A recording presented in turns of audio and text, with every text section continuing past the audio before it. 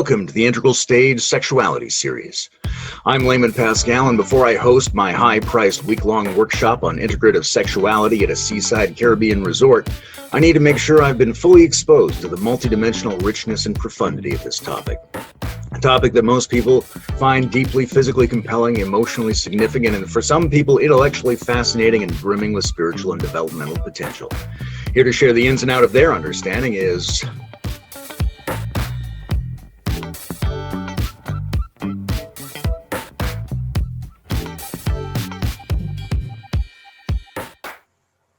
Shall we start? Let's start. Okay. I'm John Skelton Pearson. And I'm Rose Skelton Pearson. And we're married, believe it or not. And we're coming to you from Brighton in the UK, where we run an organisation called Shiva Shakti Embodied Awakening. And this is, we're a pair of people who teach a combination of classical and neo-tantra. And we do that online. We do that in workshops that we run here in Brighton in the UK and also abroad. So we've taught in Europe and in Australasia. Yep. You want to add to that? I think that was pretty comprehensive, actually. That's comprehensive. Okay, there we are. Perfect. Well, let's explore what we mean by Tantra first. So in my mind, it's a word that's got a range of meanings now. Yeah. It implies sort of classical Eastern extensions of Hindu and Buddhist Dharma. There's kind of a popular idea of celebrities having sex for hours and gazing into each other's eyes. Some people think of it in terms of a transgressive spirituality, and other people think of it in terms of a full spectrum spirituality, embracing the body and trying to integrate all of our vital energies. So how do you both hold that word Tantra, and what distinctions do you make about it? Well, it's all that. Yes. I think you just more or less summed it up very nicely there, Layman. If you ask us at different times what we think of Tantra, we'll give you a different answer depending on whether it's kind of morning, noon or evening, and depending on what day's like and what we've just eaten for lunch, I guess. Right now, I would say that Tantra is that which enables us to fall in love with life by remembering our original nature. And it employs a whole bag of tricks to enable us to do that. You want to work to that? Yeah, just to say that the fact that we might give you a different answer on another day doesn't mean that we're flaky and we don't have an opinion about what it's about. It's because of exactly the thing that you said to start with, that actually it encompasses everything. So because it encompasses everything, it's more like a spectrum about where on there do we want to focus. But I think John said it when he said, actually, it's about remembering our essence nature. That's what it boils down to. And it's how do we do that? One of our tasks, one thing that has really occupied us in the last 4 years, has been to find a way of integrating classical Tantra, which we might broadly describe as being that kind of combination, an umbrella term for that kind of set of principles and practices that evolved in India between about the 4th century and it faded out, but about the 15th century, let's say. And modern Tantra, which really began at the turn of the 20th century, but became popularized by luminaries like Osho and Margot Anand. And really, we can think of the latter as being neo-tantra, and we can think of the former as being classical Tantra. But what you find is that people who practice neo-tantra are, they don't call it neo-tantra, they just call it Tantra. So it makes everything a little bit confusing. And really what we're about is finding principles that neo-tantra and classical Tantra have got in common, and then kind of transmitting those basic principles to people so that they can become more playful and liberated and versatile. So it's a combination of having the information, but with the embodied experience. Yeah. Lovely. Here's a question I'm not sure if there's an answer to, but I'm going to ask it anyway. Right. Is all energy sexual energy, or is sexual energy something specific? Good question. Go, you go for it.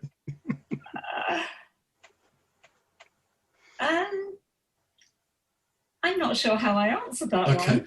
I think all energy is sexual energy.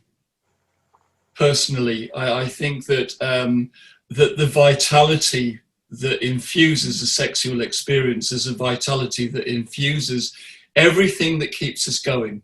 So I guess from an integral perspective, you know, what Ken would refer to as eros is driven by an energy which we could think of as being sexual, which is why I think, you know, you've got that connotation of eros and erotic with something that's sexual. Although, you know, if you look back into developmental psychology, you know, to the days of Freud, what is thought of as being erotic is a whole body experience. You know, when a child is being nestled by mum, that's erotic, you know, for the child. It's not sexual necessarily, but it's a whole body pleasurable experience, as most very early fulcrum experiences are. Mm. Developmental psychology is an interesting area. It looks at individual phases of life, but also historical phases of life. Yeah, indeed. Do you two think about sexuality as going through stages? Have you seen your own understanding of it unfold in something like stages? Well, there are sexual stages of development, but obviously that begins from the moment we're born. And depending on our life experiences, which obviously leave an imprint in us, we will have preferences for where our default position is along those sexual stages of development. So, but I don't think it's completely linear, obviously. So you move from one stage to another, which is a process of maturation. Mm. But according to what the situation or what your stresses are, obviously you can go backwards as well as forwards. Yeah, if I could add to that, yeah. I think that rather than think in terms of sexual stages, I would think in terms of a kind of a maturational situation that we have in our minds as sex, as our sexual history unfolds. And you know, we can see that, I think, in it's the microcosm of that is in a relationship. So like you begin by falling in love. There's this thing of falling in love. You get attracted to somebody, you fall in love, and you kind of idealize them, and the sex that you have with them is a great and wonderful and amazing experience. And it's unclouded by what we might come to experience in the other as a human being. We kind of like, there's something that's more objectifying about them. And then once we actually get to know people as human beings, so I start with Rose and we have this like amazing explosion of honeymoonness, and then after that there's that kind of, you're not the person that I married, you know, because you have this habit or that habit, you know, you leave the loo seat up or whatever, and all of those things are accumulative and they start to occlude the original pristine passion and beauty of it all. And then sex starts to become like something a bit more like hard work, I think. And then other things kind of come in, you know, am I performing well enough? You know, am I being received correctly by the other person, you know, in a way that kind of makes me feel good and makes her feel good, and lots of stuff, you know, basically gets in the way. And then there's a third stage which moves after that, which is basically where we find a way of meeting according to what we think of as tantric mathematics, right? So as part of our bolt onto integral theory, tantric mathematics is kind of like 1 and 1 equals 1, 1 and 1 equals 2, and 1 and 1 equals 3. And I think at a mature stage of development, we switch between each of those 3 different ways.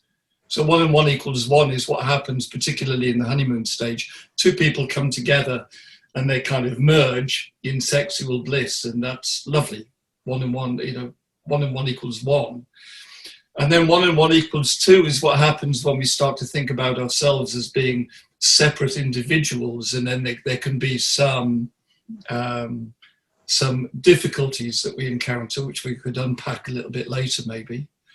But we become separate individuals, and therefore the sex kind of is reflective of that, which could manifest as various difficulties that we would need to heal, you know. And then 1 and 1 equals 3, I think, is a more mature way of looking at things. So there's me, there's Rose, say, and then there's a relationship, which is like the third that exists between us. And then what we do is that as individuals, we feed that relationship. So we retain our separate identities without idealizing one another. And then we feed the relationship that is the third. So I would say that sex is different in each of those 3 stages. And it really depends on really on the individual, or it depends on the nature of the couple and what's going on there. So I wouldn't really want to generalize what happens in each of those 3 stages sexually. It's a nice idea to think of the relationship as having stages. Yeah. You know, when I think of my own relationship and our move toward treating sexuality as practice, one of the things that helped was realizing that in that honeymoon stage, we actually were putting a lot of thought and effort into it.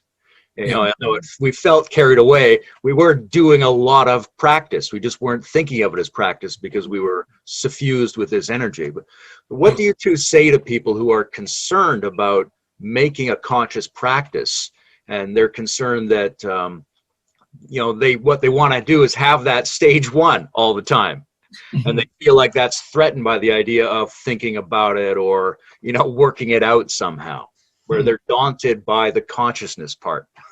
Sure. My feeling is that actually in real life you usually do have to make it conscious, because you get swept away by other things and then it won't happen.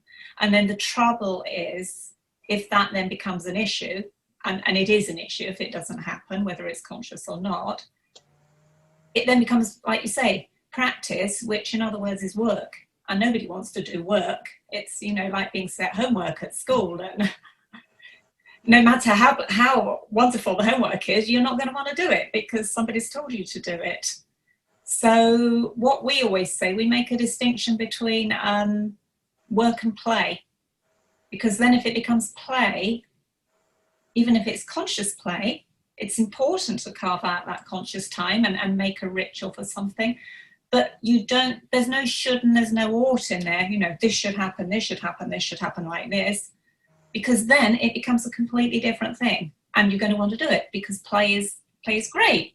And there isn't an end result with play. It's just, let's bring this flavor into what we're going to do now.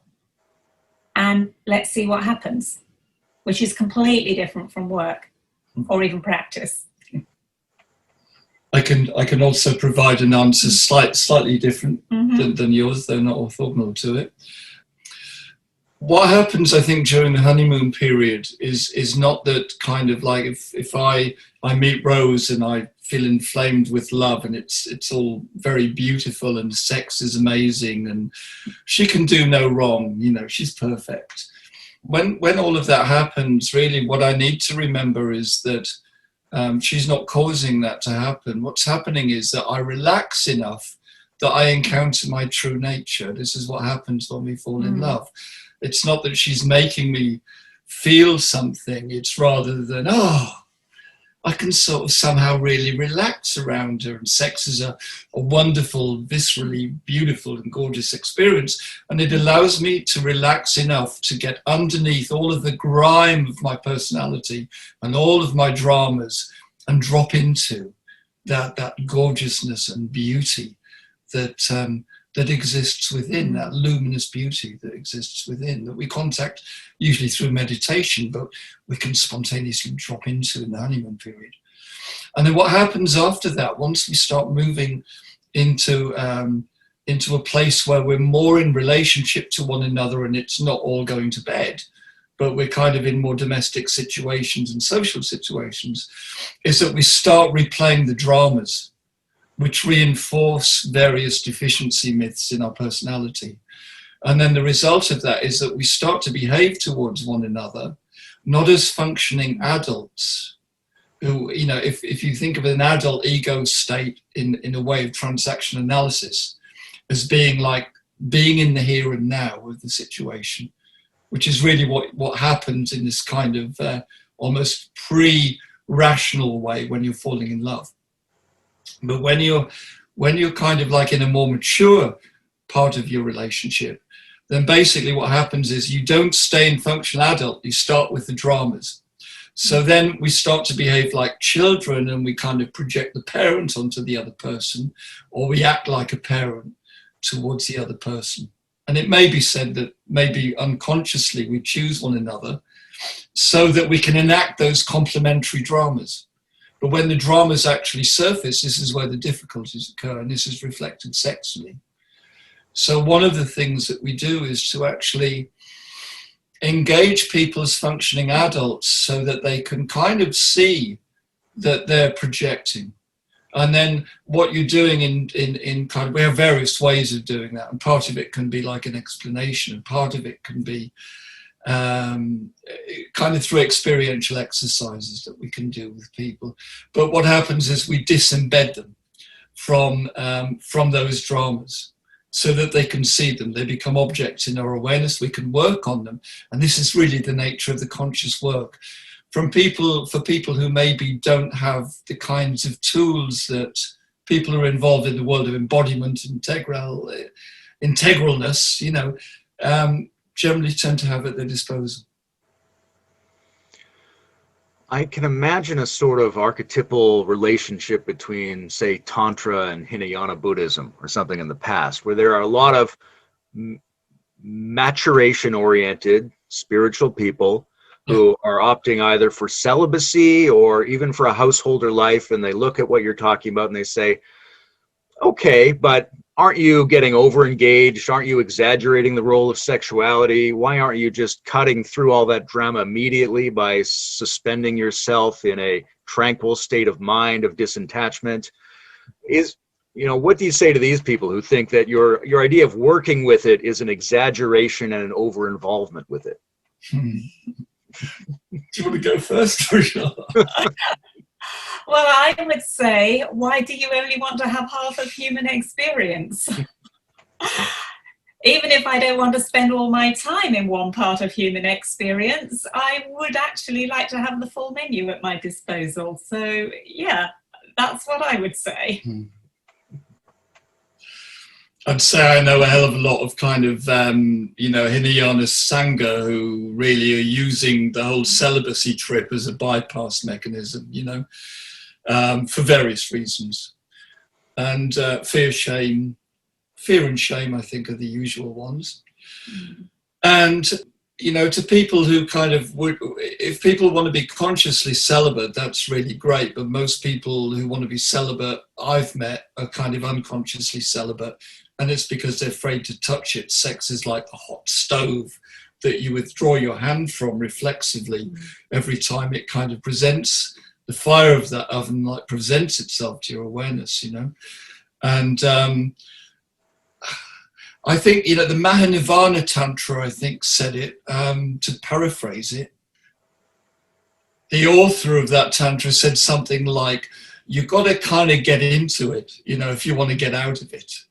You've got to kind of like enjoy all these things. And then after that, kind of like, if you want to non-attach, you non-attach. For a lot of exponents, I think in neo-tantra, you get people who are spending time learning about pleasure.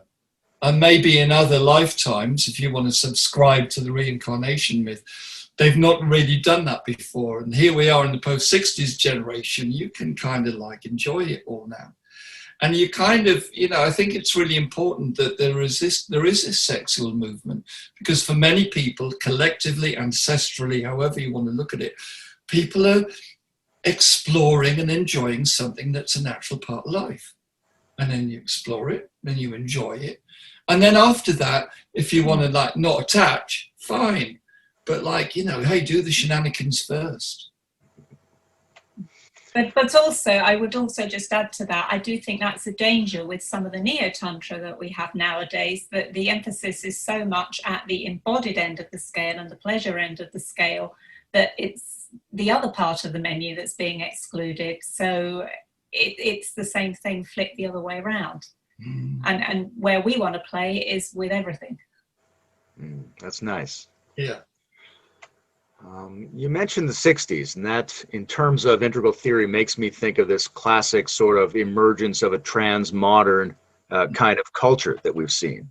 So when I think about people who are, let's say, more richly skilled at being embodied, I can think about that in two ways. And one way is that it's a developmental move, and we start to see at green, at postmodern, the richness, the complexity, the ecosystem, the rebalancing of the feminine, re-embodiment, sensuality, you know, a huge palette of channels to play with. So in that sense, it's a growth. But in another sense, it's very basic, which is like in that Wilhelm Reich sense of it doesn't matter what stage you're at. If you're armored, if you're anchored down, if you're reactive to your own experience rather than embracing it, then that's just the difference between healthy and unhealthy, no matter how complex a being you are. Yeah. So when you guys think about the richness of that capacity to embrace these things, does it seem more like something that's emerging, or does it seem like something that's been there all along and just sometimes gets hammered down and other times is allowed to flourish? That's a really interesting question. I like that question. I like that question a lot. My feeling to that one is it's the second. It's actually what we're talking about is our natural essence. This is our life force. So no matter what's happened in a personal history or in a cultural history or societal history, it's in there. It may be just a spark, but it's in there. And the flourishing is because we're allowing the oxygen to come in from the outside. Yeah. I was the thing that was causing me to pause there was in your question there, Layman, which is I'm wondering what the it is that is there, and one way of what I'm thinking is that if it is your life force, yeah, it's always there, whether it's hibernating or not. So, you know, we can use various de-armoring techniques, Reichian and post-Reichian, to free up the energy in the body and get people more sexual. But if the it is kind of like how people are understanding themselves in the light of the unleashing of that energy, well, we're moving up a spiral. So I think that what we're seeing at the moment is the beginning of the emerging of a second tier. I think we're in kind of, certainly in the crowds that we kind of hang out with, the kind of tantric and embodied crowds, I'd say that's late green and like very early second tier.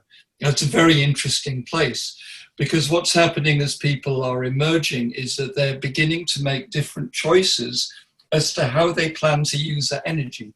So, and it's about being conscious more. You know, some people are being more consciously polyamorous, and some people are being more consciously celibate, and many people are exploring kink as a way and using it therapeutically as a way of freeing up the restrictiveness of being polarized in one or the other places, which I can say more about because in terms of Tim Leary's ideas, actually, rather than Ken Wilber's. But if you want to explore that, we can do that. But I'd be very curious to hear you say a little bit more about Timothy Leary's ideas, because when I was a boy, that was the first developmental stage model I came across. Well, exopsychology, yeah. Great, isn't it? So, yeah, so like exopsychology, for anybody who's listening in and are not aware of it, is a lot of people seem to relegate Timothy Leary to being a kind of a countercultural curiosity who told everybody that they had to turn on and tune in and drop out. But actually, kind of like when you begin to really examine his work and his life, he formulated something that's very, very similar to Ken Wilber's model of levels of human development. He called it kind of an 8-circuit model. And the 8-circuit brain, basically, very, very similar to the different stages that you get in Leary's, in Wilber's work. But the second stage, basically, which corresponds roughly to kind of fulcrum 2 stroke fulcrum 3, depending on which, excuse me, just get comfortable, depending on which kind of, you know, whether you're looking at Wilber 4 or Wilber 5 or Wilber 6, whatever, is that Leary refers to it as the anal territorial circuit. And really, whereas Ken was talking more about agency in terms of development, which I think is possibly reflective of the fact that, you know, he's an only child. And so therefore he tends to be more interiorized, I think, than communal. On the communal side, you know, Leary, I think, was more kind of out there. And a lot of what he was talking about in terms of human development is far more in terms of communal outcomes. So, you know, with Ken, it's kind of like moving from the emotional body into the early representational mind. And for Leary, it was about dominance and submission. And that's really interesting, because the suggestion there is that we take an imprint when we're quite young, and we start to learn the rules in life. We move from kind of oral dependence to anal independence. And when we start kind of moving and pulling ourselves up to our feet and exploring the world, the way that our parents behave around us, which is it's wrong to do that, or well done, allow yourself, you know, to do this. It's either going to be safe to wander around your living room exploring with your toys, or it's not going to be safe. And if it's not safe, we're going to get kind of clingy. And if it's safe, we're going to be kind of more exploring. And the balance between the two is go and explore and then come back to mum and hug her and go away and explore and come back to mum. And parenting, I think it depends really on the nature of the parenting. So parents who are a little bit more kind of dominating and bossy tend to kind of contract the energies of their children. And the result of that is that it's not quite so safe. That the other, first of all, mum, and then by extension, like everybody else, is dominant. So we become more submissive. Or it could go the other way. We become more dominant. We find that we can manipulate our parents, and their boundaries may be lax for various reasons of their own, you know. So the result of that is we get stuck in either domination or submission. And then what happens there is that, you know, the post-Leary, Robert Anton Wilson and Antero Ali are both individuals who've been kind of like building on Leary's work. One thing that Ali is basically saying is that that level number 2 and level number 6, which corresponds, if you like, to a kind of turquoise yellow kind of a place, they have an affinity. So when you start to kind of like experiment with domination and submission, you start to free yourself up from being stuck in one place or the other. So like, you know, if you're a person who really likes dominating, I certainly like dominating. And I'm realizing that I'm actually dominating this conversation, so I'm going to shut up in a minute, you know. Let Rose's wisdom shine. But just to kind of conclude this little bit, if I'm dominant, but then I allow myself to be submissive, I allow myself to be tied up, I allow myself to be in a position where I am subordinate to the will of another, then I find the freedom in that. I discover something inside myself that has actually been repressed because I've been too far pushed towards the dominant side of things. And conversely, I know that people who feel kind of like everybody else is dominant and they feel quite submissive, you know, put a whip in their hands and get them to use it consentfully and constructively. And they love it, you know. They suddenly start to move from this place of being submissive to being dominant. And all of this kind of ability to move, this freedom to move, to be disembedded, begins to have an effect in one's life. And this is why BDSM can be healing. we run a course, or we're planning to run a course called Dark Eros. We have a teacher we've not mentioned yet called John Hawken, who is kind of internationally known on the neo-tantra circuit. He's a bioenergeticist, a shaman, and a neo-tantrika, and we're part of his teaching faculty. And he kind of runs a course called Dark Eros, which is about this kind of freedom, the healing of shame, of ancestral shame. Yeah, but just to clarify, it's not actually BDSM. There is a difference in that BDSM tends to glorify intensity of experience, whereas Dark Eros is sensitivity of experience. Even if we're playing with the same themes, or we're using ostensibly the same tools, so it might look like that sort of situation if you were just looking in, because we're working from a perspective of sensitivity, that's how it becomes healing.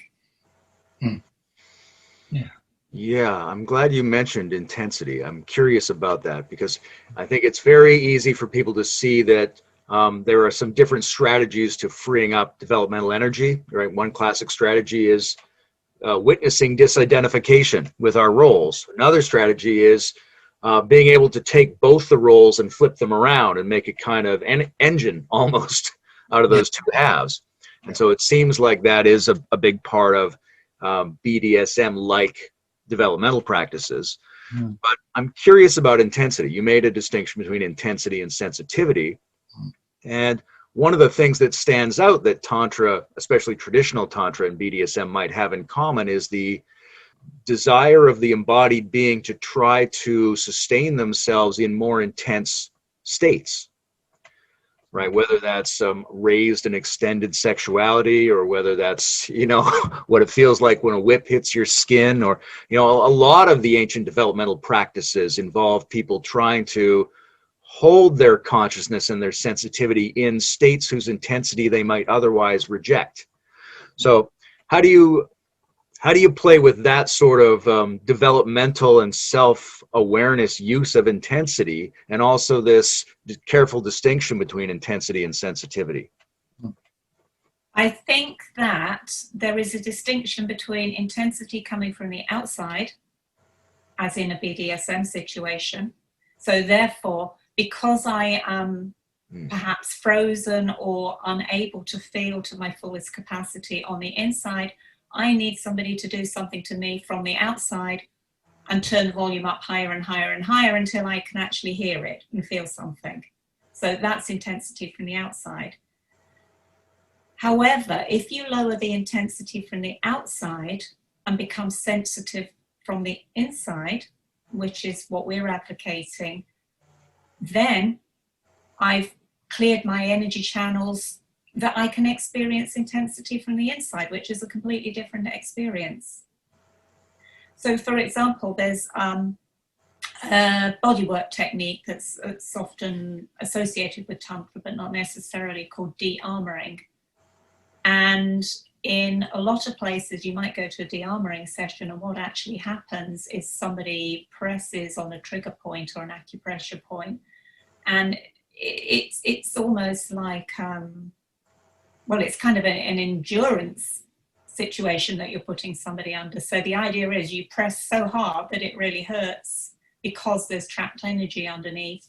So the way that I'm going to deal with it is I will press from the outside, and I'll press so hard that until you can't bear it anymore, and then you tell me to stop. And then that way we release whatever's trapped underneath.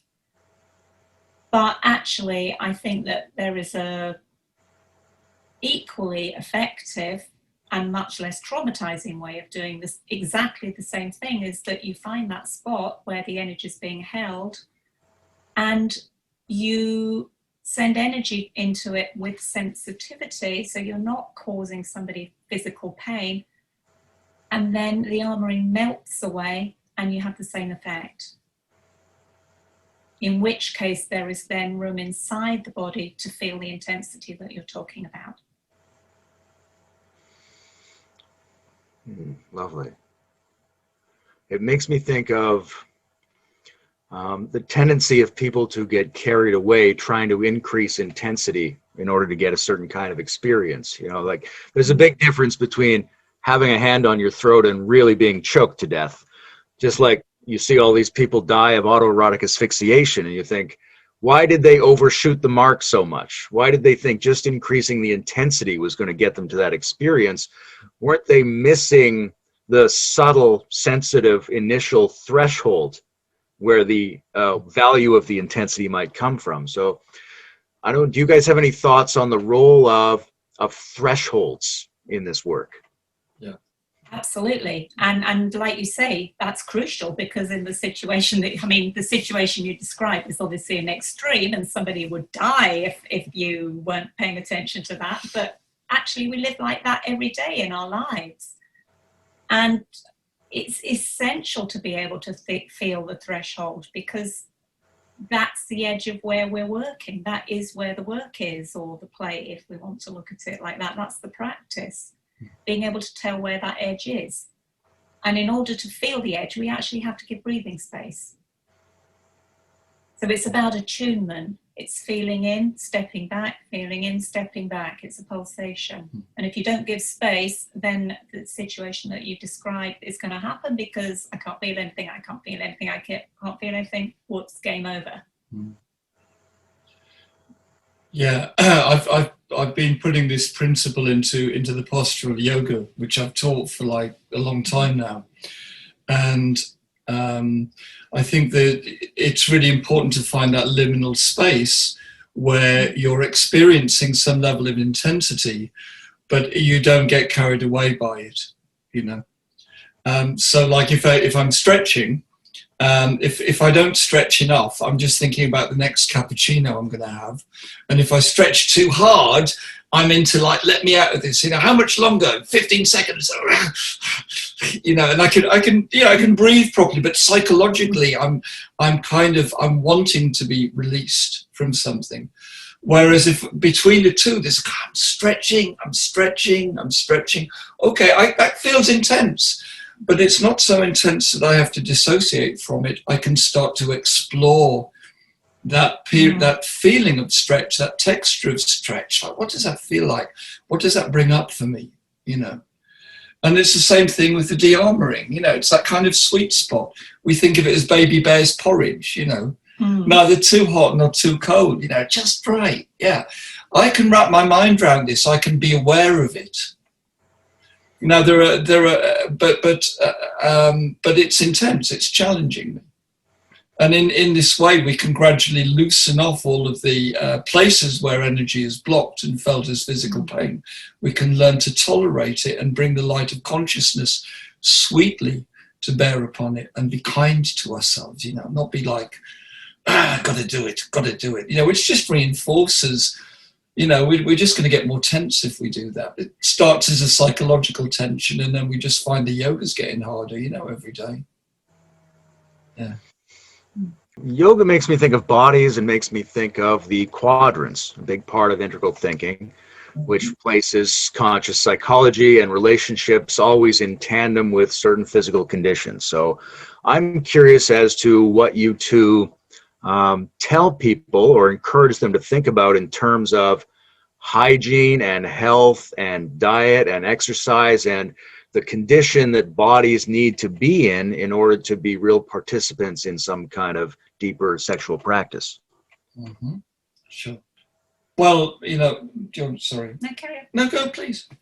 No, all I would say, I mean, it's a cliche, but sometimes cliches become that because they are also true.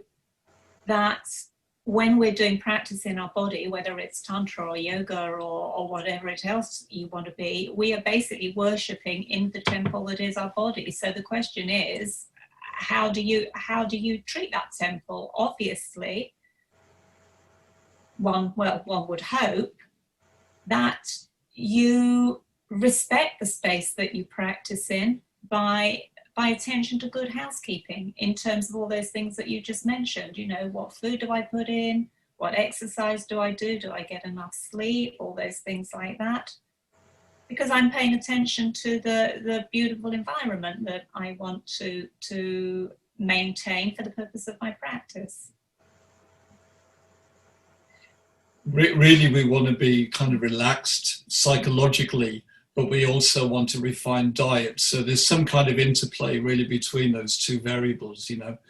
So I'm thinking of that Daniel Siegel, I think, you know, interpersonal neurobiology talks about a river of integration.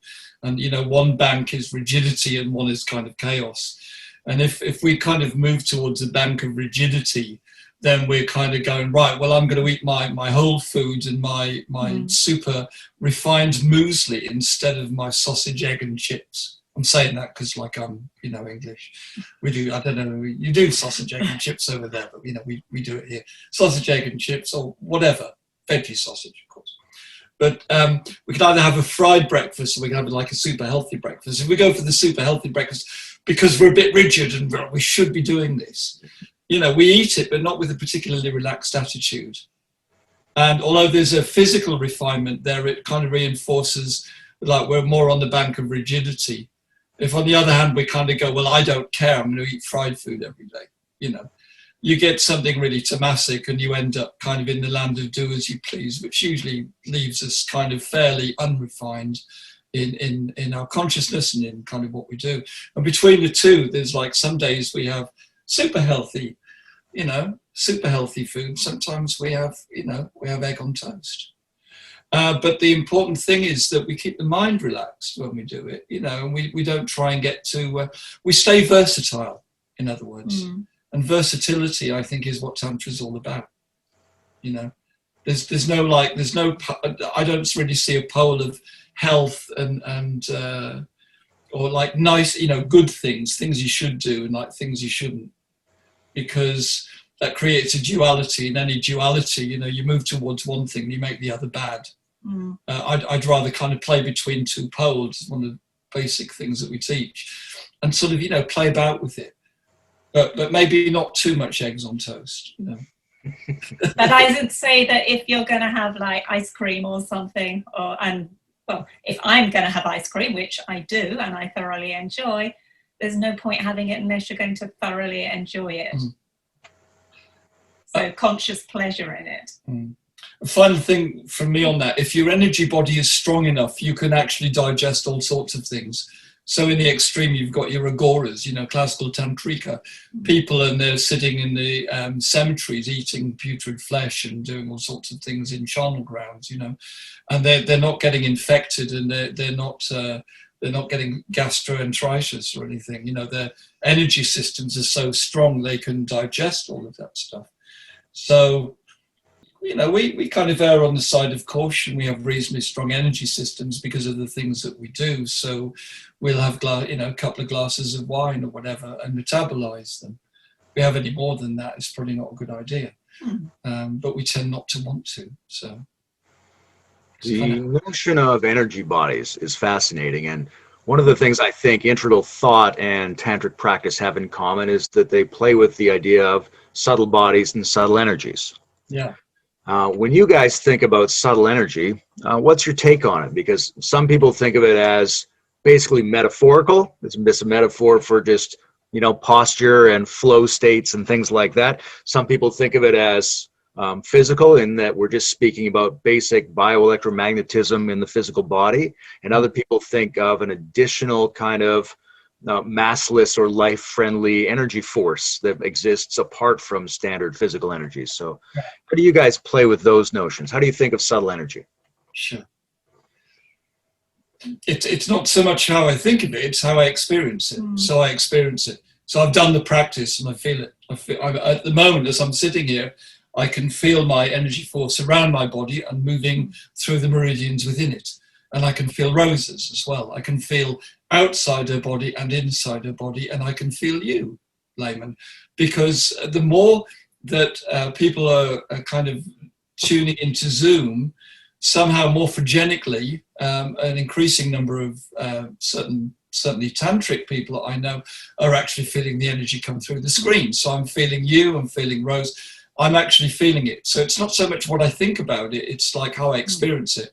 And how I experience it is in accordance with all the stuff that I read about it. So we're all happy with that. And I would completely agree with that. For me, I would see it as an extension of an anatomical textbook, but not because I've read it in a textbook, because actually that's what I experience. Which is what Tantra says, actually. So if you look at what is the definition of Tantra, so it's not like a doctrinal religion or something which tells you, well, you should believe this because I tell you. It's, I will set up the space for you to have this experience, and then from having had this experience, an embodied experience, then you can create your own map of the reality. So it's basically tools for map making, but by giving you the experience first. In terms of two people coming together in an actual sexual event, what role does subtle energy play in terms of having that experience? How do you work with experiencing those things in terms of those events? Let's do the kindergarten exercise then. We could do that. We could do this. We've got an exercise. We could do it now, and anybody who's watching it could also do it, right? If it's brief, let's do it. It's brief. It's very brief. Take your hands and start to shake your hands. Shake your hands. I mean, as hard as you can. Throw your hands at me, Layman. Give us the... Yeah. Okay. 5, 4, 3, 2, 1, and stop. And just place your hands like so. Right. Close your eyes. And you can feel, I'm sure, anybody at home watching this, doing this, your hands are wrapped in ethereal boxing gloves, right? Ethereal mittens. Okay, now, just move one hand in a circular motion and keep the other one kind of still. Just notice what goes on. You feel that? Yeah. You feel that? Okay. Now bring the hands together and merge them. Okay, now what's that feeling like? You have two hands, two parts of your energy body. One affects the other, and now they're together. What happens to that ethereal boxing glove now?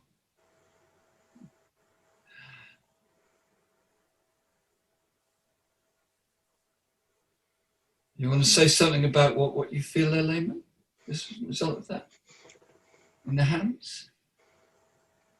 It strikes me as a combination of a blending and an uptick. Yeah. And that's basically having tantric sex with both of your hands. Two people, two bodies come together. Now, that experiment is started by a preliminary intensification of the conscious experience of that. That's right. You, prior to a sexual event, do you take time to attune yourself to energy in that sense? Or do you think of it as just sort of built into the flow of the experience? Well, the paradox with subtle energy is that in order to generate it, you have to do something. So either action, as in waving the hands, but also breathing, conscious breathing can fuel it, and making a sound, because that's an intensification of vibration. So first part of the paradox, to create the energy, you have to do something.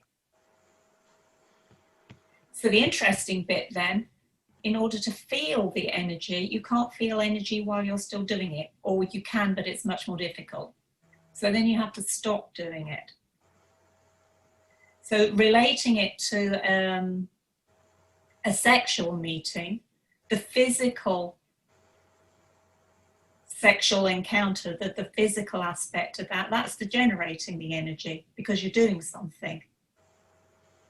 But then at some point, in order to make it, to become aware of the subtle energy, you need to slow down that doing, almost to a point where perhaps it's practically stopped altogether.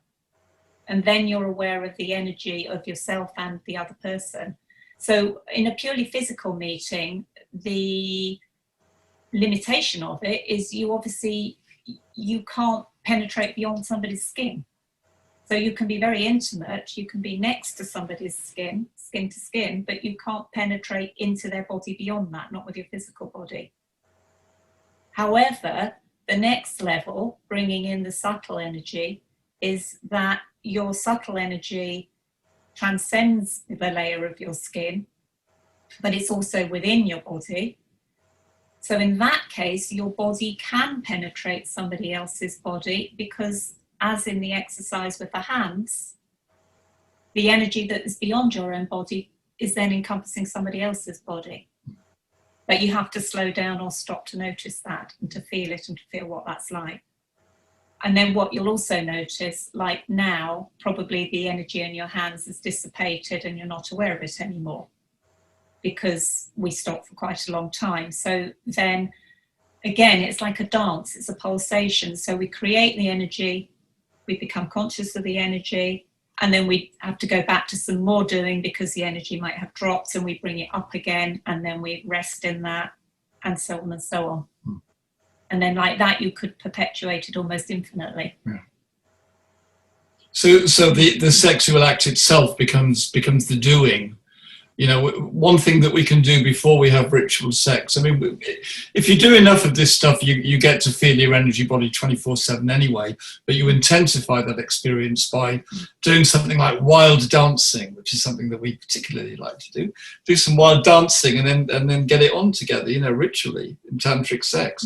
Now with the wild dancing, we kind of like, we're doing something, breath, sound, movement, and then we're relaxing.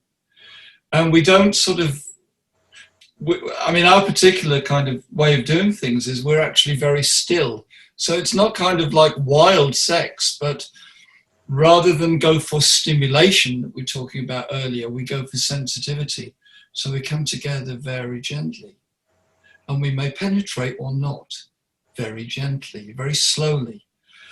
And then if we want to kind of keep the energy going, we can actually do penetration. You know, we can do, you know, I can do pelvic thrusting, we can do stuff like that, get the energy up a bit, and then just slowly let it die out.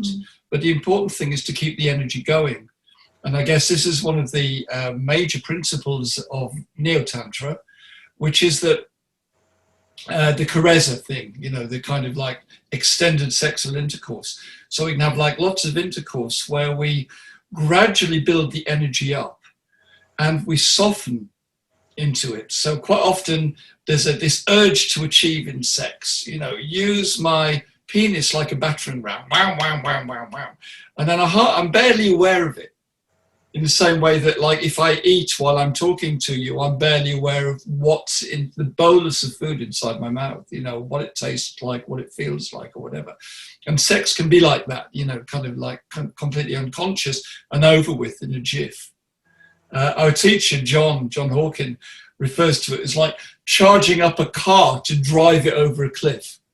You know, because at the moment of orgasm, you have this like, you know, few seconds of bliss. And then the car kind of crashes on the beach, on the rocks below. And then suddenly, like, where are you? You know, I want to kind of switch off and go to sleep. And Rose maybe wants a little bit more, you know, because that's the way it is with men and women. But that's not particularly satisfying. Much better that we drive not off a cliff, but we very, very slowly build up this energy and find ways of channeling it through the whole body, so that what we end up with in this kind of merged oneness of two energy bodies connecting is a gradual intensification which we can both feel. And the orgasm becomes a full-bodied orgasm, and I'm not ejaculating. And this catapults us instantly into the lower samadhis, you know, no question about it, which is much more fun. We can keep that going for ages, can't we? It's really good.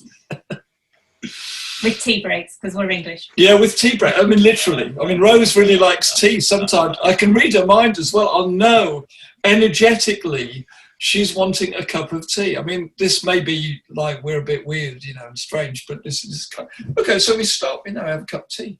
And then we kind of, you know, get back into it. Fine. I think you mentioned earlier that your teacher, John Hawken, was a shaman. Yeah. And I'm very intrigued by the parallels between Tantra and shamanism as forms of embodied spirituality.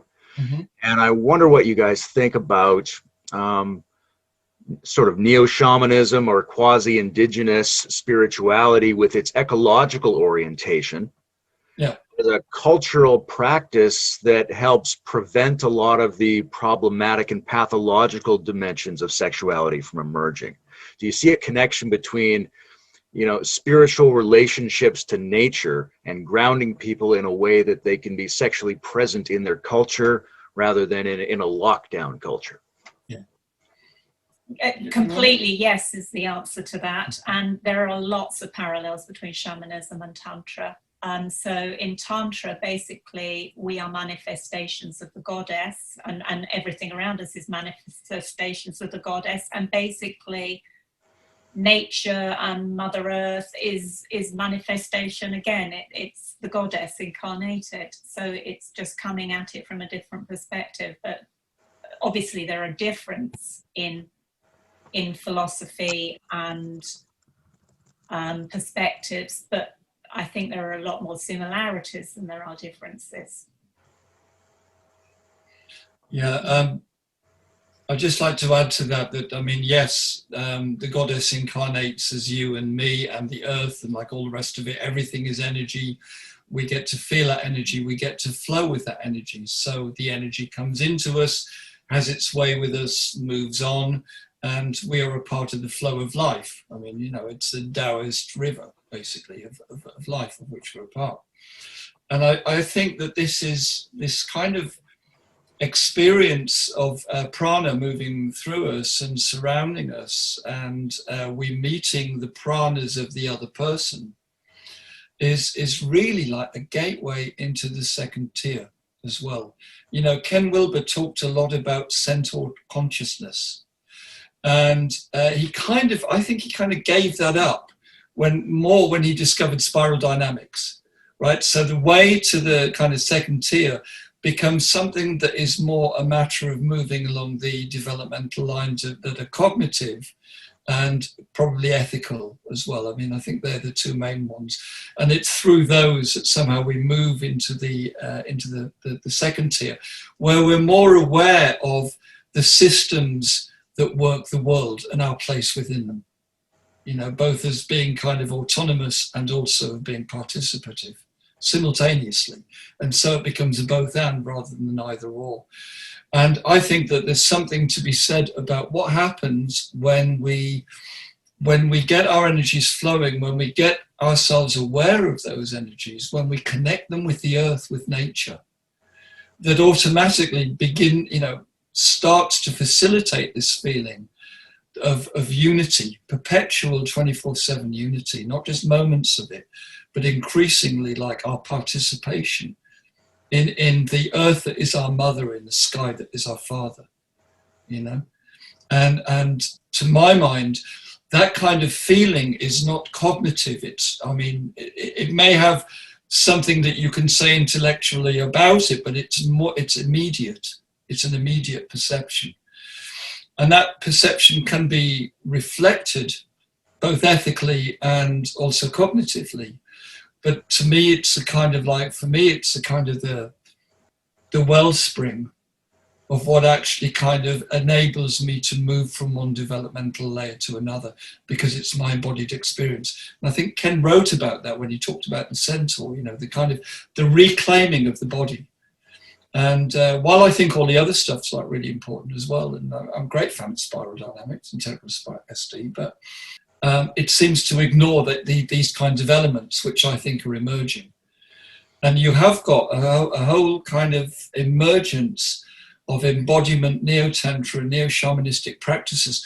I mean, these things are really gathering force. I mean, you know, you start to look on the social media platforms, thousands of people in the last 2 years have really started to join and get on board, and workshops are getting packed out, and festivals online. The Embodied conference was attended by more than 250,000 people. You know, people are getting on board with this, and this to me is kind of like the integral revolution is really beginning to happen in a way that it didn't when it was just made kind of, you know, the Integral Institute. It's all very good and very laudable, and I love it all, you know, but it didn't kind of really get going to my mind.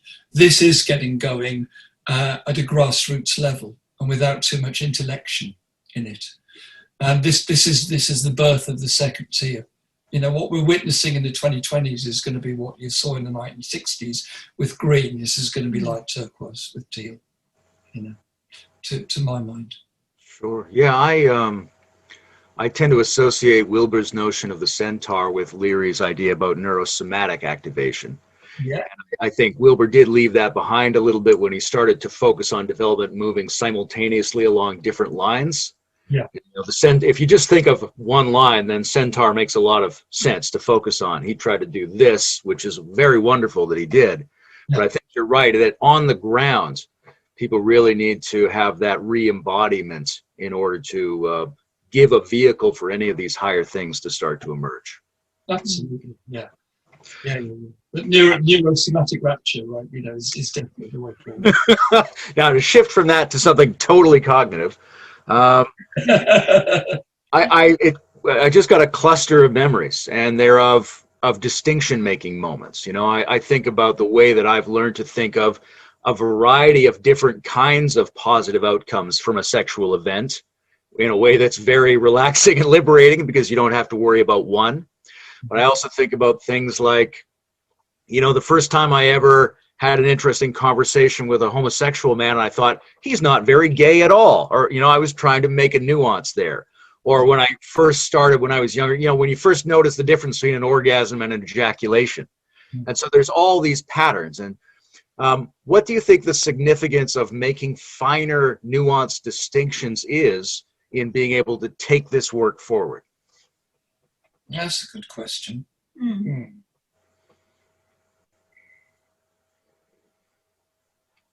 Well, I would say that the more nuanced you can be, then the more you have to play with. And it's about being able to tune in your consciousness. So it kind of goes back to what we were saying earlier. Like, if I can stop and tune in my consciousness at a particular point on the radio frequency, then I can say, oh, that's interesting. I wonder what would happen if I changed it this way, or if I changed it that way, or if I did something a little bit different, or could I replicate it? But it adds to the menu of what's available for us because we've been there before. Yeah, definitely more complexity, more to play with. Nice. Essentially. But I wouldn't say that it's necessarily more complex just because you've identified finer gradients on the scale. It's actually, I think it's quite simple, but it's actually seeing that they are gradients on a scale rather than different entities. I think that's what I would say. Yeah. It's a funny term, complex, because sometimes it sounds like more complicated and other times it just seems richer and more natural. And in the degree to which we are more complex, we treat as simple something that other people might treat as complex. Yeah, absolutely. But I like your word rich. I think rich is a good word. Complexity comes with kind of greater sensitivity. So like the more sensitive I am, the greater the range of experiences that I can have. And there's something about kind of with the neo-tantric techniques which we use about the letting go, the releasing from shame, because there's something very inclusive about shame. Shame's toxic for a number of different reasons, which we could go into, but one of them is it kind of blunts us to what's there. When we can make finer discriminations, to the extent that we can do that, it's not so much something that we're necessarily looking for, it's just a natural outcome of not having shame and just being able to enjoy whatever it is we're doing. Freedom. Now I'm thinking about desire. Desire is interesting. I mean, and just like with the wiggling of the hand, you can get that tingle, but you can also get a tingle by putting your awareness into your hand in a certain way. Now, it almost seems to me like you can do that with desire, as if it was an energy that could fill you. You can make your hand into a desiring hand. and it has this energetic component, but that comes up very close to something that's been critiqued historically from the spiritual traditions, right? The Buddhists speak of tanha and desiring as a problematic element of existence, which leads us to unsatisfaction. Yeah. But at the same time, people talk about the deep non-duality of being and becoming, which makes me wonder if desire itself is also the same thing as contentment at a certain place. How do you work with desire when it seems to have these two elements? One where desire is the problematic element of so many people's lives, and on the other hand, it seems like an implicitly central part of our vitality and maybe even convergent with the transcendence of desire at some point. Well, I would say that the problematic element is having desire with a very fixed expectation of what it is that you are desiring. For me, I feel there is nothing wrong, and according to Tantra, there is nothing wrong with desire because desire is part of Eros, exactly as you say. And if we didn't have any desires, we'd be dead or we'd be automatons. But there is a difference between having a desire with an expectation of well, A, will it be met, and B, how, in its finest detail, how it will be met, which basically sets us up for disenchantment and disappointment, and having desire, which is desire to have an experience, but without that expectation of exactly what that's going to look like. So maybe desire with curiosity. Desire with curiosity. And desire that's not necessarily kind of fulfilled is a really beautiful experience as well. So you can either go with desire like, I'm going to be celibate, but I desire, oh, look, she looks really nice. I desire her, but I'm celibate. So, I mustn't. But then there's this kind of idea of like embracing desire. So one of my practices is like if I'm lying in bed first thing in the morning and feeling horny, like I often do, I'll kind of lie there feeling horny and enjoying feeling horny. I could easily get into the narrative that goes with feeling horny, which is, and therefore I want sex with Rose, Or I can get into kind of, this is the bare attention I give to the sensation that I have, and its desire is actually delicious. And we don't append the narrative of like it, and I'm not getting what I want. Then, we end up kind of toxifying the experience that we have with the emotions that result from that narrative. And it's just much nicer to kind of much more freeing, to just go with what is. And so that's what we do. I love doing stuff like that. And the other thing is, the desire is usually I feel it in my pelvis. And I can spread it through my whole body. So my whole body is kind of one big kind of energy bag of desire. And this is a lovely thing to do first thing in the morning because, I'm getting energy running through my body. It really sets me up for the day. It informs my meditation. It helps my morning yoga go a lot better. I feel a lot freer, looser. Breakfast tastes better, and everything's good. But it's an interesting one, isn't it? Sexual desire in particular. Yeah. We do, as a society and a culture, seem to have cultivated this place where if sexual desire arises, then something has to happen with it. So I just think that's interesting. Where did that come from? Why does something have to happen with it? I mean, it's nice if it does, but it's still nice to feel it if it doesn't. I think a lot of people in their relationship, at least mentally and emotionally to sexuality, focus on a sense of its frustration or its insufficiency. They're thinking about the problem of sex when they think about sex.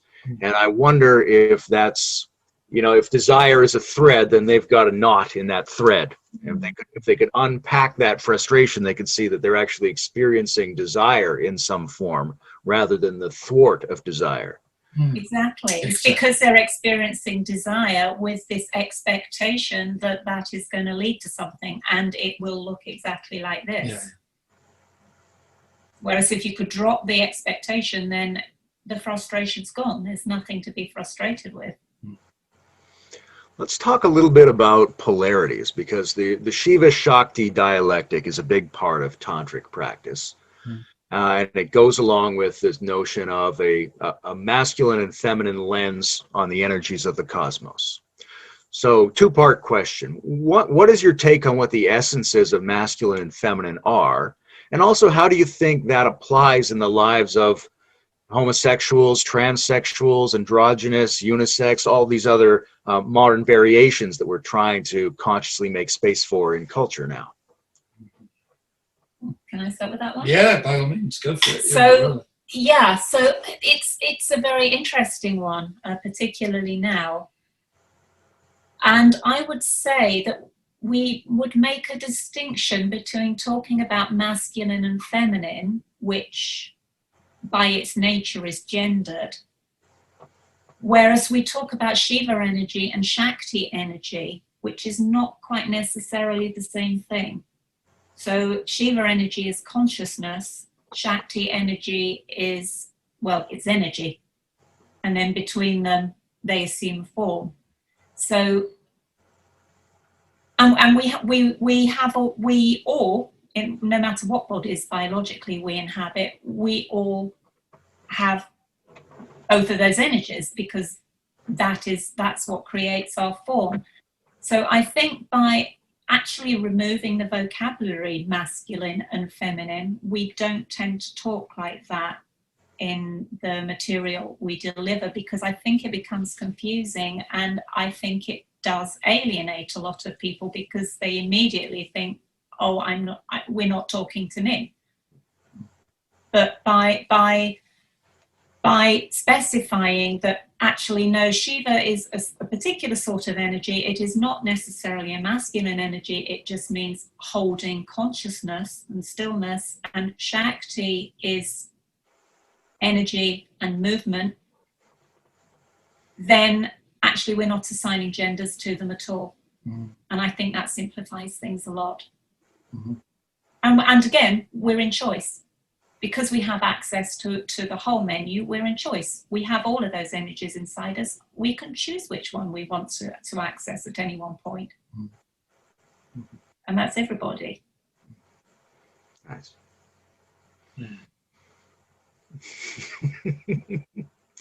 Anything you want to add on that, John? Yeah, as always, plenty. But I'll try and.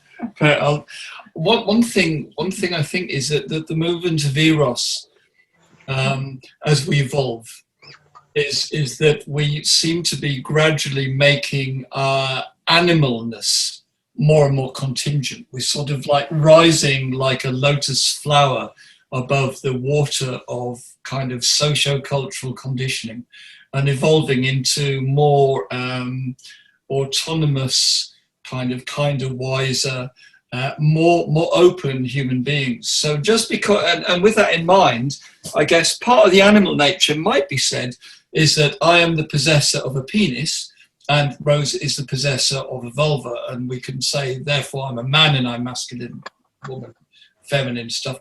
Gradually, like as we move on, we can start to kind of begin to drop that, you know. And what I'm interested in is what happens when we do drop that, you know, what's left? Or what is there?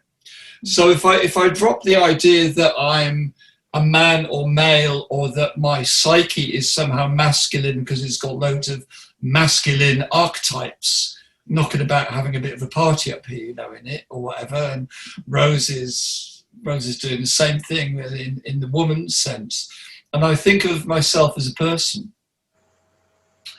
then I would say that I begin to allow myself to become a part of a community where people can ascribe their own genders. I mean, this is what you see now. Transgender people, there's about 32 different genders.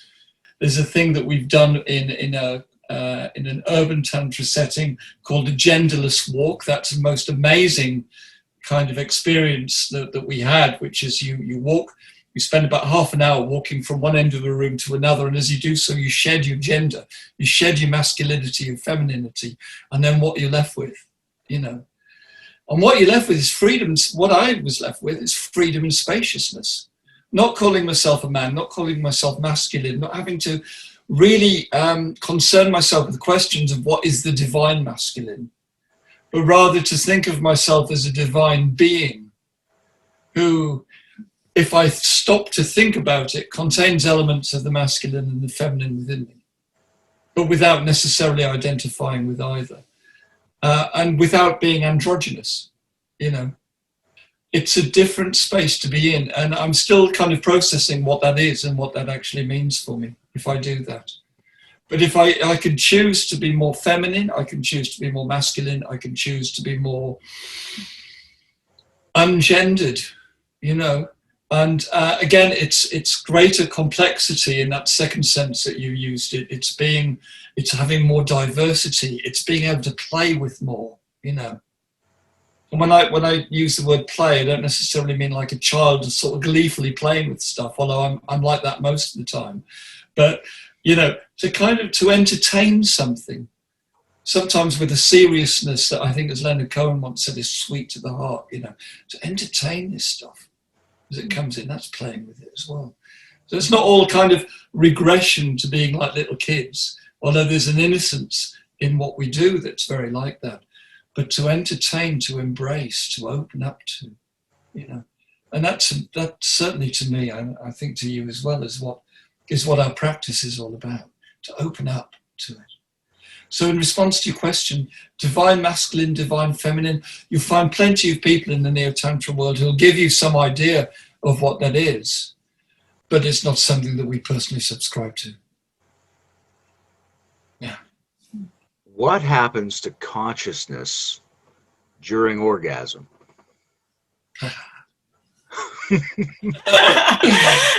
Wow, where did that question come from? He shoots from the hip, does that Layman, What happens? Well, bloody hell. How is it for you, Pat?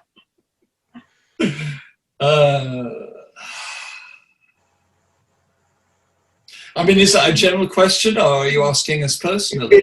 It popped into my mind, and maybe because you're English, but when I was a kid, I read a lot of Colin Wilson, if you know who that is, novelist and theorist. Right, he was very interested in the idea of pushing consciousness to new levels, and he thought of the orgasm as one of the biologically privileged means for intensifying the expansion or the depth, or sometimes he thought of it as a pressure, or some kind of shift there that he saw as presaging what could be the normal consciousness of human beings at some point in the future. Yeah, sure. I think I can at least partly answer that, though I'm sure that you can add to it. No, go for it. So the first part of the answer is it depends on what kind of orgasm we're talking about. Mm-hmm. So we can have very unconscious orgasms quite easily. So we're kind of unconscious because we were never really that conscious in the first place. Yeah. So if we were not conscious before the point of having an orgasm, we're probably not going to suddenly get conscious at that point. That would be to be there. Yeah, exactly. Yeah. So that would be a very nice divine gift for that to happen, but that probably isn't going to happen. Mm-hmm. So that's the first part. That's the caveat. Mm-hmm. But there is a technique that we do and that we teach called extended sexual orgasm, which is, as well, basically as it suggests, it's the sexual orgasm, but it's arrived at very consciously and very incrementally.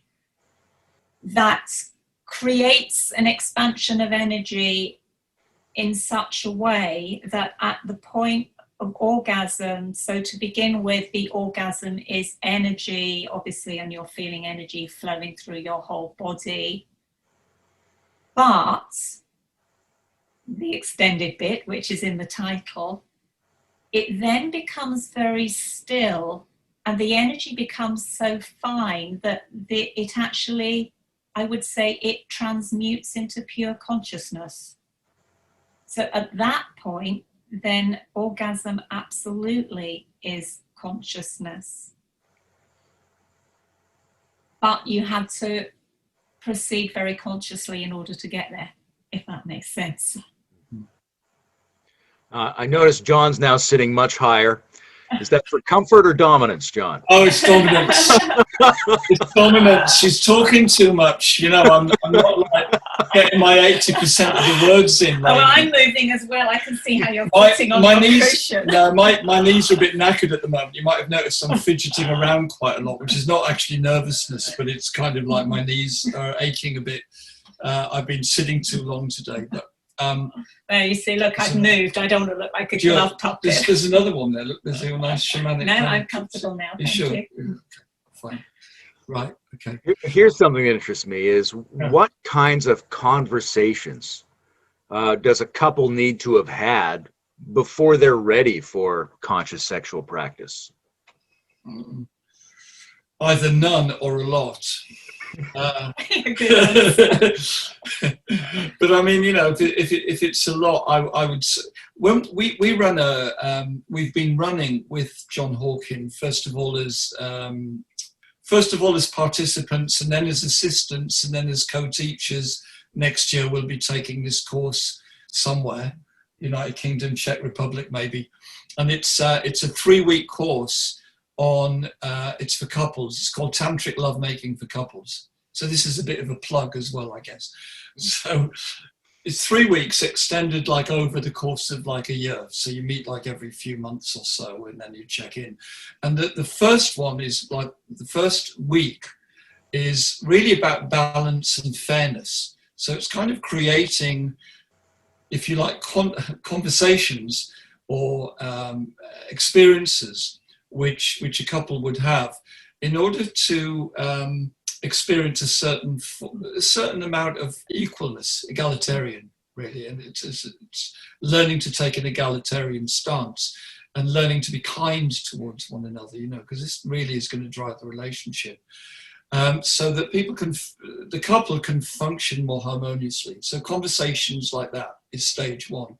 Stage 2 is what happens in order to experience the sexual healing. So the kinds of things that we would do there would be, we use Vajra or kind of penis or vulva, and also anally. We actually use pressure points. We have massages to actually free up the energy that's held there. Because if you go and see a massage person, you don't usually get massaged there. And so there's a lot that is held there. So we kind of, once people get to know us and, like people relax a little bit, this is all possible that people do this. Or we demonstrate it, and then people go off and they like do it on their own in the bedroom or whatever, in the rooms that we provide. So the sexually healing conversations that we have really are about shame. It's about performance. Mm. It's about the dramas that we envision we tend to kind of push onto the other person.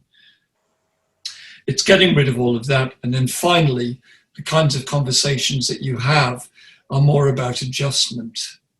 So like when we are engaged in riding the wave of bliss sexually, in sexual communion, then we're talking to one another about what kinds of adjustments we may need to make if our sensitivity is not great enough to be able to automatically make those because of the level of non-verbal attunement that we're accustomed to.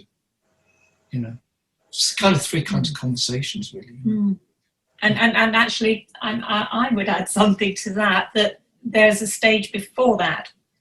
So like the prerequisite stage, it's interesting because when we run things for couples, and from our experience in the past of attending things as a couple, I think there's sometimes an assumption that it's easier to do something like that as a couple. But actually, I would argue that it's a lot more difficult to do something like that as a couple, because you're actually bringing your whole relationship with you. So if there's anything in the relationship that's not cleaned up, because you're projecting drama onto the other person or whatever, you're bringing that into the conversation about sex before you've even started, and then it becomes much more triggering and much more difficult. So a lot of what we have to do is clean up the transparency of the communication just as a relationship before we even get to the first stage that John was talking about. Yes, so we can actually get in the room in the first place. Yeah, exactly. Yeah. Stage 0. Yeah, exactly. Yeah. Everybody has, very individual, very idiosyncratic patterns in all of these things, in their relationships, in their shame, and their performance dramas and all that stuff. But there must also be commonalities. And I'm curious if there are sort of regular patterns that you see in terms of what, men need to feel has been heard and what women need to feel has been heard in order for these conversations to move forward at all those levels. I think that what's common for a lot of men is performance anxiety, so that, the socialized man, the man is socialized usually to perform. I mean, this is all breaking down now in a culture of increasing subcultural fragmentation and diversity, but you still get it. Men have to perform. And a lot of men have a lot of anxiety around that, which creates erectile dysfunction and a lot of shame, because they feel that they're not enough for the woman. You want to say what women usually find? Yeah, I think as a generalization, women need to feel safe. So if there's something going on in the relationship outside that, it's contextual. It comes into the situation. They're not good at leaving it outside the door and parking it. So that needs to be resolved so that they feel safe. We teach something called Wheel of Consent, except we don't call it the Wheel of Consent because we're not trained in the Wheel of Consent, which is a creation of Betty Martin's. You may have heard of Betty Martin, and the system is absolutely wonderful. So we use that when working with people, so that a lot of these problems are bypassed. You're asking, not bypassed, sorry, resolved. You're asking kind of if things are typical. If I've got a performance anxiety, I may well compensate for that. Let's say I'm the man, Rose is the woman, so we engage in sex, and I'm thinking that I need to perform. I'm so far in my head thinking about trying to perform that I'm not actually noticing that Rose isn't really responding, because as a woman, she's used to going along with what the man is doing, and that might be because of some trauma in her history. It might be through socialization or a combination of the two. This often happens, the man's insensitive to the woman's insensitive to her own needs, and the man's using his penis like a battering ram in order to produce a frictional orgasm that will result in discharge. And really a lot of re-traumatization on both sides. That's a very common occurrence in our experience. Yeah. Consentful practices and sensitivity training will resolve that. The depiction of sexuality has a long history. Some of it more normalized, some of it more exotic, some of it more sacred, some of it more banal. And obviously there are a lot of issues concerning the external quadrants there of how, say pornographic imagery is generated within a culture. What's your general take on pornography in our society? Is it problematic, or is there a role for its intelligence use in terms of spirituality and relational depth? Well, I think if you're going to see a lot of battering ram stuff, which is, I think, what you tend to see. I don't watch a lot of porn myself, but I've watched a little bit, and it just seems that it's all bang, bang, bang, bang, bang, and the people don't look like they're enjoying it. They're not in feedback with one another. It's presenting a picture of sexuality that is simply about conquering, a penis conquering a vagina. And it's all surface. And to my mind, that's not particularly healthy. When young people are watching it, they're taking it's modeling something that's really kind of insensitive and is just going for stimulation. And it's also kind of, usually when you see male models, I think most of them have got, they're in the upper 5 percentile of penis size as well. So that a lot of men then, because they don't really see that many penises in life, the shower room maybe, but possibly not, they don't do sports or whatever where they're communally naked, then you're going to start thinking, oh my God, I'm not as big as that man. And you obviously need to have a very large penis in order to satisfy a woman, So a lot of really negative messages, those and others, are actually being given, I think, through the pornographic industry. I go with Leonard Cohen. He said it's not in the meat, it's in the motion. I like that. It's much better. It's possible. I think some forms of pornography, there are some people who are creating a pornography in which people are in feedback. Men don't have these kind of like outsized members, or the wider, the 5% of the spectrum where they're very big. But they've just got like ordinary sized penises. They're in feedback with the woman and they're passionate. And, this to me would seem to be modeling something which could be very useful for people to watch. So I would say that pornography per se, there's no harm in it. It can be very instructional if it's modeling something which is wholesome and engendering of sensitivity rather than slap bang, slap bang wallop. What a picture. Yeah, and for me, I completely agree with what you just say, but I think pornography or erotica where clearly the situation is for the pleasure of all the people involved, is fabulous, it's beautiful. Pornography which objectifies one or more of the people involved, then I think that's plain dangerous. When people come together in a relationship and it's very resonant, multidimensional, it's working really well, there's a sense that there is a third party or a third presence, which is the relationship itself. That's very interesting to me in terms of the integral quadrants, because we often associate agency with the inside, that upper left quadrant where individuals decide things and try to do them. But we can also imagine agency and causality coming from all these zones. So we can think about a relationship as having a kind of causality as well. Yeah. So how do you two think about, your relationship or any deep relationship as having an actual personality, a force in the world, a capacity to make decisions and changes and things like that? That's a good question.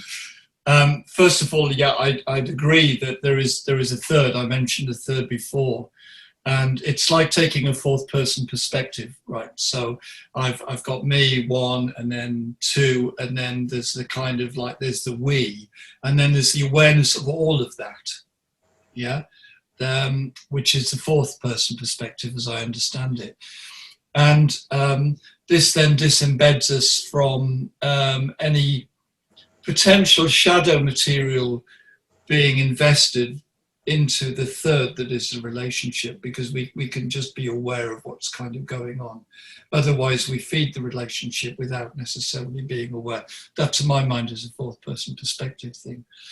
And I think that if we, in terms of, if you're saying kind of, if I read you correctly, it's like, what force can this be for the world?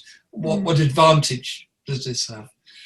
Well, it creates healthier, if I've got this going on with Rose, and this is one of our practices, if I've got this going on with Rose, then I can also have it going on with you, and I can have it going on with everybody else by extension.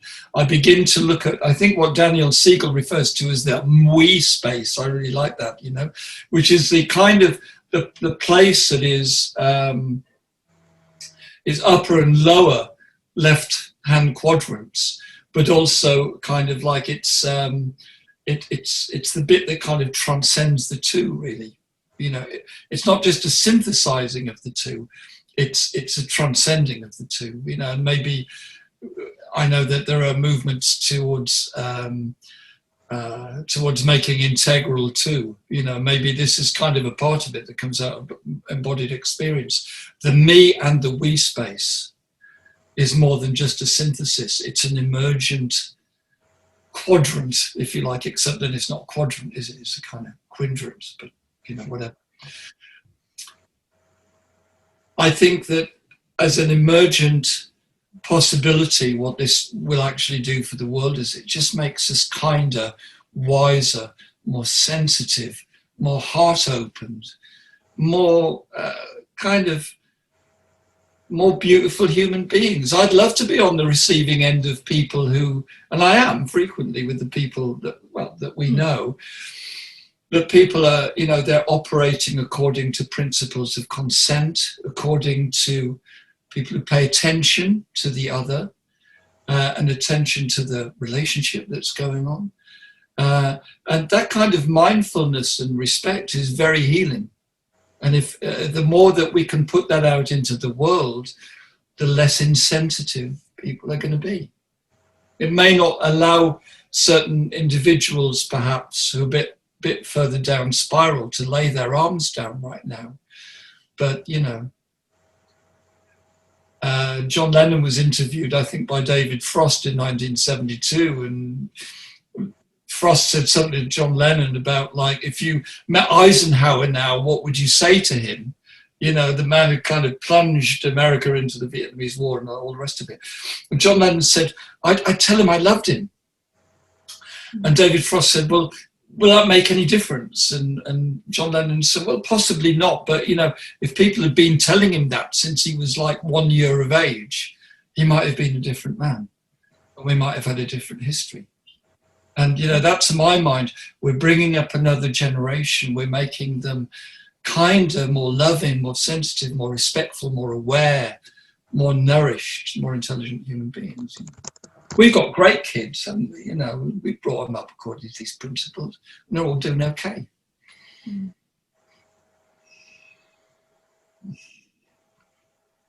Well, we're probably coming near the end now. Is there anything else in the back of your minds or the back of your hearts that you'd like to share while you have the chance? We're the crib sheet here. Let's have a look at the crib sheet. I don't need what haven't we covered? What haven't we covered? I think it's been pretty comprehensive. Oh, yeah.